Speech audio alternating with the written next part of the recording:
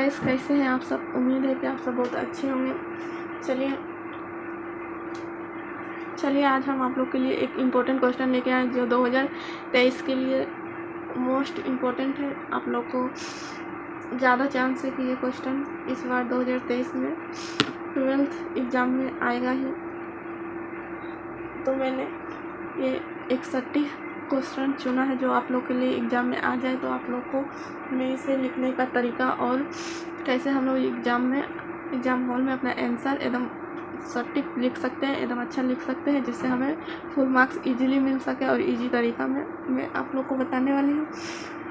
चलिए आगे हम लोग बढ़ते हैं और हम लोग ये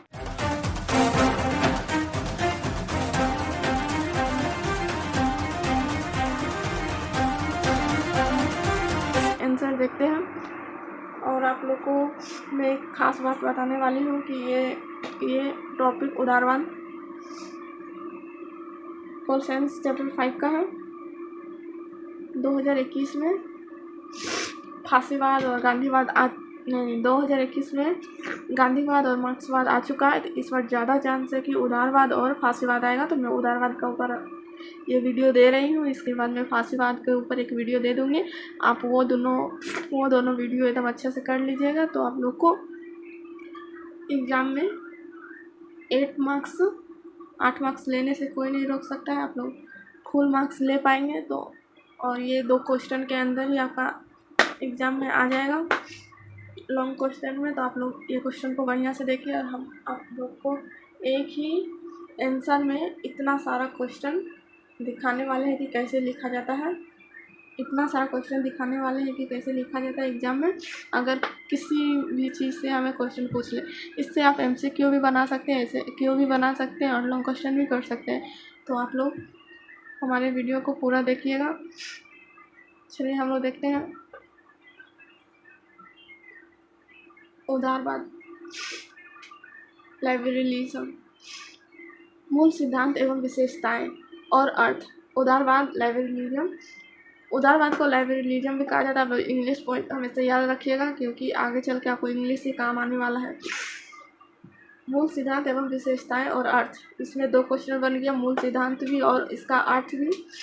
तो मैं आप लोग को एक ही आंसर में ये सारे क्वेश्चन देने वाली हूँ, करा दूँगी। फिर आगे हम लोग देखते हैं उदारवाद का प्रभाव और विभिन्न प्रकार के पहलू। इसमें भी 2 क्वेश्चन बने हैं। उदारवाद का प्रभाव एक क्वेश्चन हुआ और विभिन्न प्रकार के पहलू, क्या क्या पहलू है उसका, ये 2 क्वेश्चन है। आप सब ये सभी का एक ही क्वेश्चन लिख सकते हैं। मैं आपको तरीका बताऊंगी एग्जाम में लिखने का। आप लोग हमारे वीडियो के साथ बने रहिए। उदारवाद की आलोचना और ऐतिहासिक महत्व, इसमें भी 2 क्वेश्चन बन रहे हैं। आलोचना क्या होता है उदारवाद की, और ऐतिहासिक महत्व। मैं टोटल इसमें से आपको 6 क्वेश्चन का एक ही आंसर दूंगी।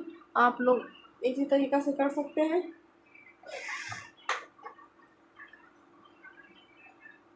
चलिए पहले हम लोग उदारवाद का अर्थ देख लेते हैं क्या है।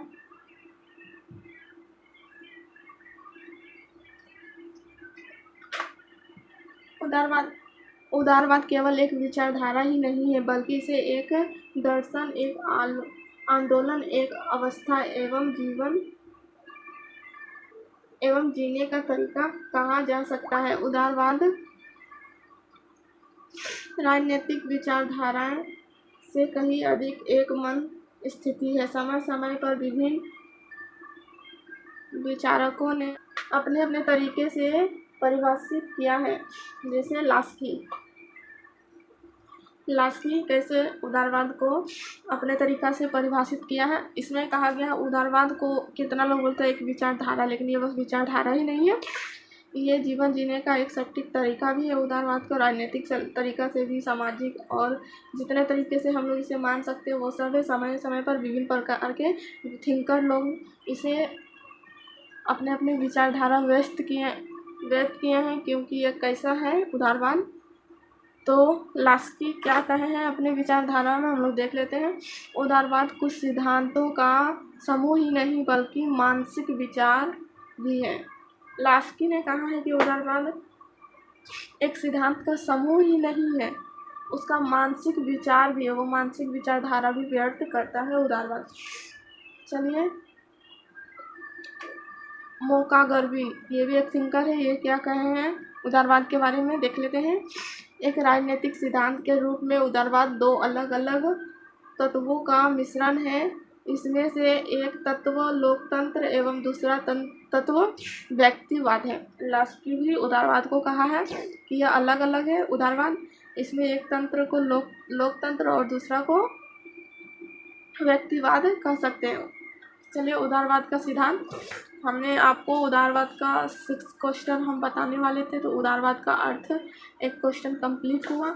और दूसरा उदारवाद का सिद्धांत, आपको एग्जामिनेशन हॉल में अगर पूछ लिया गया कि उदारवाद का सिद्धांत बताइए, तो आप ये अगर आपसे ये भी पूछ सकता है कि उदारवाद का अर्थ या उदारवाद का सिद्धांत दोनों लिखे, तो आप ये पूरा लिख सकते हैं मैं जैसे बता रहा हूँ। लेकिन ये मेरा सारा आप लोग एक कॉपी में नोट कर लीजिएगा।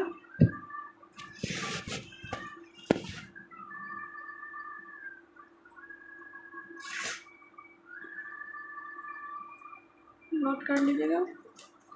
चलिए हम लोग अभी उदारवाद का सिद्धांत में हैं। उदारवाद के मूल सिद्धांत, अगर आपसे क्वेश्चन आ गया कि उदारवाद के सिद्धांत बताइए, तो आप ये लिख सकते हैं। एक विशेषताओं में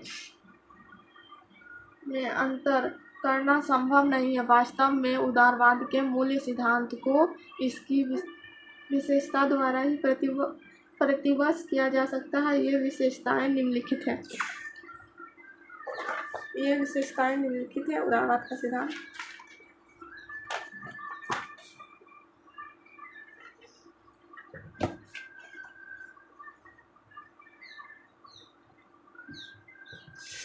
चलिए वो सिद्धांत क्या क्या है, हम लोग टॉपिक बाई टॉपिक देखते हैं। आप लोगों को एक चीज़ और बताने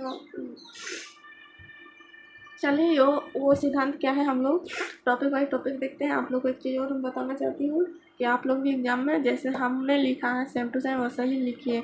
कि हमने आप लोग के लिए ये कॉपी में उतारा है क्योंकि आप लोग भी सीख सके कि हम लोग को कैसे लिखना है कॉपी में।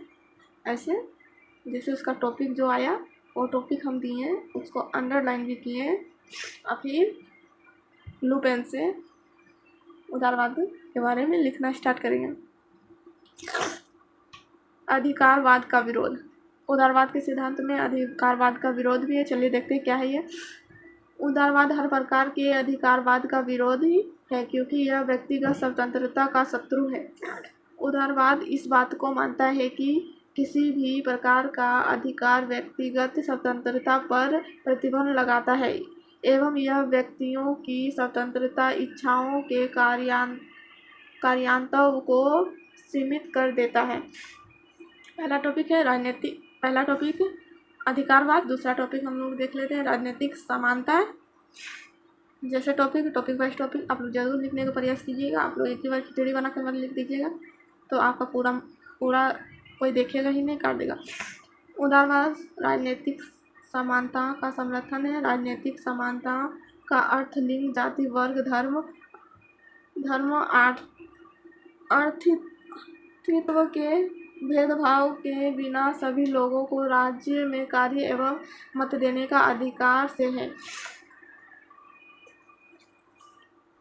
उदारवाद प्रजातंत्र,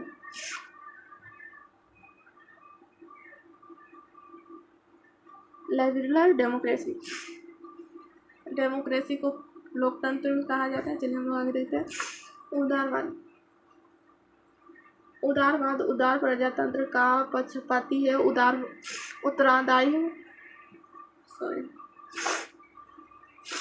उदारवाद उदार प्रजातंत्र का पक्षपाती है। उत्तरदायित्व, सरकार के लिए विधान पालिका एवं संगठन विरोधी दल का होना आवश्यक है। यह उदाहरण मूल्य स्वीकृति मत है। उदारवाद इस बात को स्वीकार करता है कि सरकार को लोगों द्वारा शक्ति प्राप्त होती है।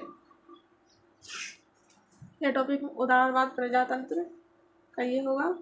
अब बढ़िया से आप लोग लिख भी लीजिएगा, मैं बढ़िया से दिखा देती हूँ। चलिए नेक्स्ट पॉइंट की ओर। सर्वमाताधिकार, उदारवाद सर्वमाताधिकार से सिद्ध को लागू करता है। उदारवाद के अनुसार चूंकि प्रजातंत्र लोगों का शासन है, उत्वर्ग, जाति, लिंग आदि के आधार पर किसी प्रकार का भेदभाव नहीं किया जाता और प्रत्येक नागरिक को मत देने का अधिकार देता है। सर्वमाता अधिकार। उदारवाद प्रत्येक नागरिक को मत देने का अधिकार देता है, वो कोई भेदभाव नहीं करता। आप लोग इसे जो हम लिखे हैं, आप सेम टू सेम ये भी नहीं लिख सकते। आप लोग कुछ इसे एक बार देख लीजिएगा, समझ लीजिएगा और आप लोग अपने तरीके से भी लिख सकते हैं। मानवता का अधिकार नहीं, सॉरी, अधिकार नहीं, मानवता, मानवता ये भी एक पॉइंट है। यह मानवता का रक्षा करता है। यह इस प्रकार का वातावरण तैयार करना चाहता है जहां सभी लोगों के साथ समान व्यवहार किया जाए। इसका अर्थ मानवता का विजय है। अन्य मूल सिद्धांत देखते हैं। इनका अन्य मूल सिद्धांत क्या है? होलोवेल ने अपनी पुस्तक main current in modern political टोगेथ उदारवाद को व्यक्त किया है। मानवीय व्यक्तित्व का पूर्व मूल्य एवं सभी प्रकार की आध्यात्मिक समानता, व्यक्तित्व की इच्छा की स्वतंत्रता और भी बहुत कुछ है। मैं उतना सब नहीं लिखी हूँ, आप लोग एक बार अच्छे से ये सब देख लीजिएगा। इसके बाद आप यहाँ इसका जो समझे हैं उसके बारे में आप निष्कर्ष भी खुद से बना के लिख सकते हैं। मैं ये निष्कर्ष नहीं लिखी हूँ, मैं आप लोग के लिए छोड़ दी हूँ।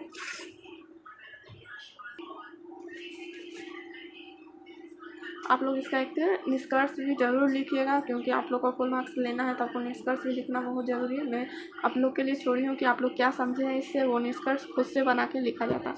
चलिए हम लोग देखते हैं उदारवाद का प्रभाव। सामाजिक संदर्भ में उदारवाद धार्मिक कट्टरता से छुटकारा दिलाता एवं धर्मनिरपेक्ष की भावनाओं को बल देता है। आर्थिक क्षेत्रों में उदारवाद मुक्ति, व्यापार स्वतंत्रता, प्रतियोगिता, उत्पादन की स्वतंत्रता, उत्पादन के साधनों एवं व्यक्तिगत स्वामित्व, निजी संपत्ति, मुनाफा कमाने का स्वतंत्र प्रदान करता है। राजनीतिक क्षेत्रों में उदारवाद का अर्थ विचारों, अभिव्यक्तियों, मत एवं धार्मिक स्वतंत्रता प्रदान करता है।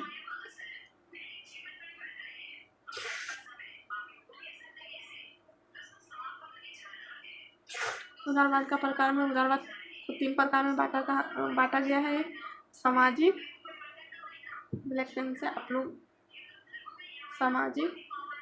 सामाजिक उदारवाद को धार्मिक कूटनीति या छुटकारा दिलाता है एवं धर्मनिरपेक्ष की भावनाओं को बल देता है। आर्थिक उदारवाद मुख्य व्यक्तिवाद स्वतंत्रता, प्रतियोगिता, उत्पादन की स्वतंत्रता, उत्पादन के साधनों एवं व्यक्तिगत स्वामित्व, निजी संपत्ति, मुनाफा कमाने का स्वतंत्रता प्रदान करता है। आर्थिक क्षेत्रों में और फिर राजनीतिक क्षेत्र में 3 क्षेत्रों में ये उदारवाद को बांटा गया है। उदारवाद का प्रभाव 3 क्षेत्रों में पड़ता है, वो बताया गया है। आप लोग बढ़िया से एक बार देख लीजिएगा। चलिए हम लोग आगे देखते हैं। उदारवाद के विभिन्न प्रकार एवं पहलू। चलिए देखते हैं उदारवाद के विभिन्न प्रकार एवं पहलू क्या है। उदारवाद के विभिन्न पहलुओं को निम्नलिखित रूप में बांटा जा सकता है। नागरिक स्वतंत्रता, यह सभी व्यक्तियों के लिए नागरिक स्वतंत्रता का आश्वासन देता है, क्योंकि इससे मनुष्यों को मानसिक एवं नैतिक गुण का विकास होता है। वृत्तीय स्वतंत्रता के मूल्य अवधारणा यह है कि प्रतिनिधित्व के बिना किसी का कर नहीं लगाया जा सकता। राजनीतिक स्वतंत्रता, इस प्रकार की स्वतंत्रता सभी लोगों के लिए समान अधिकार एवं समान अवसर प्रदान करता है। राजनीतिक अधिकार परंपरागत स्वतंत्रता का सार है। उदारवाद की आलोचना। अगर आपसे एग्जाम में कुछ भी पूछे उदारवाद के पहलू, प्रकार तो आप ये लिख सकते हैं उदारवाद की आलोचना, तो ये लिख सकते हैं उदारवाद का सिद्धांत, ये वाला लिखना है आप लोग को, उदारवाद का सिद्धांत, उदारवाद का अर्थ। आपको मैं ये सारे क्वेश्चन का एक ही आंसर दे रही हूँ, आप लोग इसे बढ़िया से कर सकते हैं। थोड़ा सा खुद कुछ अपना भी दिमाग लगाना पड़ता है। तो उदारवाद का आलोचना और उदारवाद का ऐतिहासिक महत्व, दो पॉइंट और बचा हुआ है, वो भी हम लोग देख लेते हैं।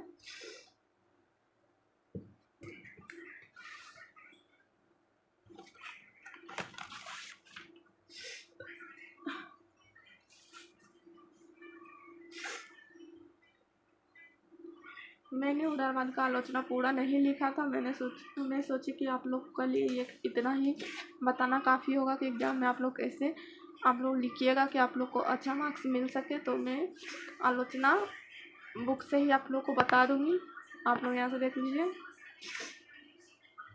उदारवाद की आलोचना, उदारवाद की आलोचना अनेक है। इसके समर्थन में इसके विरोधी दलों ने इसकी आलोचना की है। जो भी हो, उदारवाद के विरोध जो आलोचना की गई है, इनमें से निम्नलिखित विशेष रूप में उल्लेखनीय है। सेबिन के अनुसार सामाजिक दर्शन के रूप में उदारवाद किसी सकारात्मक कार्यक्रम को रूप देने में सफल नहीं हो सकता है, बल्कि इस सिद्धांत की अच्छाई पर लोग सवाल उठा रहे हैं, क्योंकि इस सिद्धांत में व्यक्तिगत स्वतंत्रता पर अनावश्यक जोर दिया गया है। दूसरा पॉइंट है,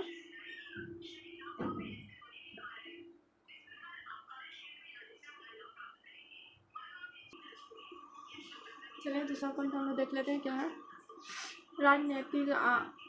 राजनीतिक आदर्श के रूप में भी उदारवाद सरकार के सामने कोई सकारात्मक कार्यक्रम प्रस्तुत नहीं कर सकते हैं, जबकि लोगों के कल्याण के लिए सकारात्मक कार्यक्रम का फैलाव आवश्यक है। तीसरा पॉइंट, उदारवाद मुख्यतः व्यक्तिगत स्वतंत्रता एवं स्वतंत्र व्यापार की नीति पर आधारित है। अतः उदारवाद के विरुद्ध एक मुख्य आलोचना यह की गई है कि यह व्यक्तिगत स्वतंत्रता के विश्व में पूंजीपति की शोषण की नीति को बनाए रखना चाहता है, जो प्रजातंत्र के सिद्धांत के विरोध है। ये सारा पॉइंट लिखना जरूरी नहीं, आप लोग कुछ लिख सकते हैं। आप लोग इसे बढ़िया से देख लीजिए, आप लोग को जो इजी लगे इसमें से कोई 5-6 पॉइंट अगर पूछ ले उदारवाद का आलोचना, इसमें से आप जो इजी आपको पॉइंट लगे वो सब आप लिख लीजिएगा। सारा लिखने की ज़रूरत नहीं, ये बुक है इसलिए मैं आपको दिखा दी हूँ। एक ये है, उदारवाद के सिद्धांत में पूंजीवादी सिद्धांत का समर्थन किया गया है। उदारवाद के सिद्धांत में पूंजीवादी सिद्धांत का समर्थन किया गया है। ये आप लोग इसे बढ़िया से एक बार देख लीजिए, स्क्रीनशॉट भी ले सकते हैं और आप लोग लिख लीजिएगा कॉपी में कि उदारवाद की आलोचना अगर आए तो आप लोग याद रखें कि उदारवाद मोस्ट इम्पोर्टेंट है इस बार 2023 के लिए। आप लोग का पक्का है कि ये आएगा ही, तो आप लोग के लिए ही मैं ये वीडियो बनाई हूँ, क्योंकि इसमें ओनली वही दिखाया जाता है जो एग्ज़ाम में आए। ये चैनल में आप लोग ज़्यादा से ज़्यादा शेयर कीजिए और सब्सक्राइब कीजिए, आगे लोगों को भी बताइए, क्योंकि मैं नेक्स्ट बार जो मेरा पुराना वीडियो उसमें जो सजेशन दी थी तो उसमें से 100% जितना मैं बताई थी उतना सब आ गया था। मैं एक आंसर भी दी थी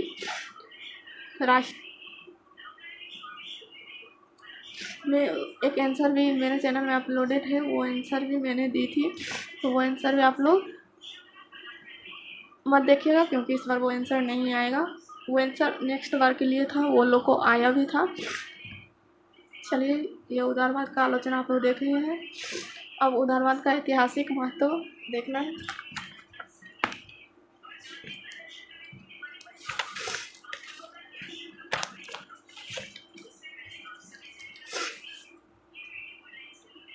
हमारा बहुत पुराना बुक है इसलिए ये फट चुका है। देखिए यहाँ लिखा हुआ है उदारवाद का ऐतिहासिक महत्व, हिस्टोरिकल इम्पोर्टेंस ऑफ लिबरलिज्म। महत्व, उदारवाद के विरोध हुई अनेक आलोचना के बावजूद इसके ऐतिहासिक महत्व का अनदेखा नहीं किया जा सकता है। प्रथम, मानवीय विचारों के विस्तार में उदारवाद का महत्वपूर्ण स्थान है। समानता, स्वतंत्रता एवं भ्रातृत्व की भावनाओं की अवधारणा का उदय उदारवाद का ही परिणाम है। समानता, स्वतंत्रता लिंगों जो है, जो पहले भेदभाव होता था उसका समा उसका उसका अंदर कमी का उदारवाद ही अभी है, उदारवाद ही किया है।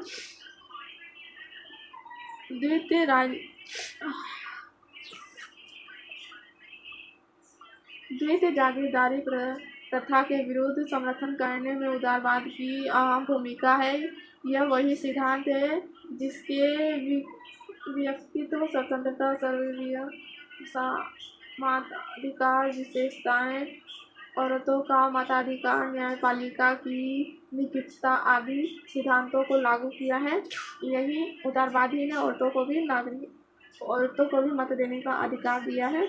अतः यह एक प्रगतिशील विचारधारा है, जैसे मार्क्सवाद भी स्वीकार करता है। अतः इसे बेरी एवं हिटर के साथ हम कह सकते हैं कि उदारवाद द्वारा स्थापित प्रजातंत्र मूल्य वास्तव में अमूल्य है। तत्कालीन सोवियत संघ का राजनीतिक संकट यह साबित करता है कि लोगों का झुकाव प्रजातंत्र की ओर से, जो उदारवाद की देन है। अंतर्राष्ट्रीय अनुभव उदारवाद की इस कहानी को व्यक्त करते हैं। चलिए, उदारवाद का हम लोग को ख़त्म हो गया है। उदारवाद के ऐतिहासिक महत्व में भी उदारवाद को बहुत ज़्यादा ही दर्जा दे दिया है, क्योंकि उदारवाद के कारण ही इंसान में समानता और स्वतंत्रता, भेदभाव सब मिटा हुआ है। और अभी भी भेदभाव कहीं ना कहीं चल रहा है, लेकिन कुछ कानूनी तौर से मिटा हुआ तो है ना। और पहले स्त्री लोग को वोट देने का अधिकार नहीं था, वो भी उदारवाद के ही चलते हुआ है। मतलब यह, इससे हम लोग मूल तौर पर इसके निष्कर्ष में हम लोग शायद यह कह सकते हैं कि उदारवाद बहुत ही अच्छा है, क्योंकि इससे हम लोग को फ़ायदा ही फ़ायदा हुआ है, समाज का उन्नत हुआ है इसी से, उदारवाद से। चलिए, नेक्स्ट टॉपिक हम लोग फांसीवाद में देंगे, क्योंकि ये साल का इम्पोर्टेंट उदारवाद, फांसीवाद, ये दोनों में से कोई एक जरूर ही आएगा आपको एग्जाम में। मैं आपको बता दे रही हूँ, आप लोग इसे फेंक में मत लीजिएगा। चलिए, हम लोग अब मिलते हैं नेक्स्ट टॉपिक की ओर। आप लोग हमारे चैनल को सब्सक्राइब जरूर कीजिएगा और कमेंट जरूर कीजिएगा, क्योंकि आप लोग कमेंट करेंगे तभी मैं आगे वीडियो बनाऊंगी। क्योंकि इससे पहले हमारा ये चैनल न्यू चैनल है, तो इससे पहले मैं ओनली सबको सजेशन दे रही थी, तो सजेशन मेरा सबका फंसा हुआ है। इसीलिए मैंने डाउट ख़त्म करने खातिर एक वीडियो भी अपलोड किया था। आप लोग वो वीडियो देख सकते हैं कि मेरा दिया हुआ सजेशन से आप लोग को क्वेश्चन आया है कि नहीं एग्ज़ाम में। फिर ये चैनल आप देखिएगा और ये चैनल को सब्सक्राइब कीजिएगा, अगर आप लोग को हेल्प हुआ होगा तो।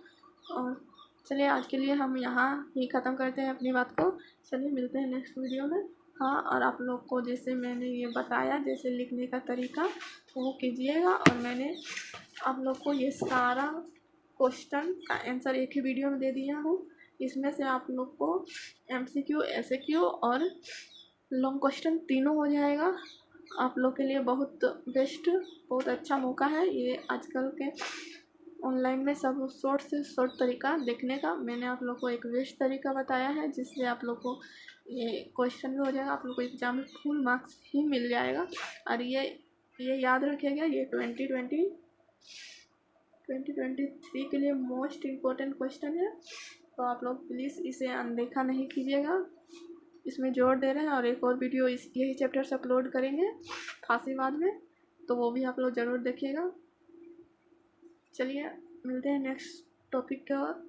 आप लोग ये चैनल के साथ बने रहिएगा और बाकी लोगों को भी बताइएगा।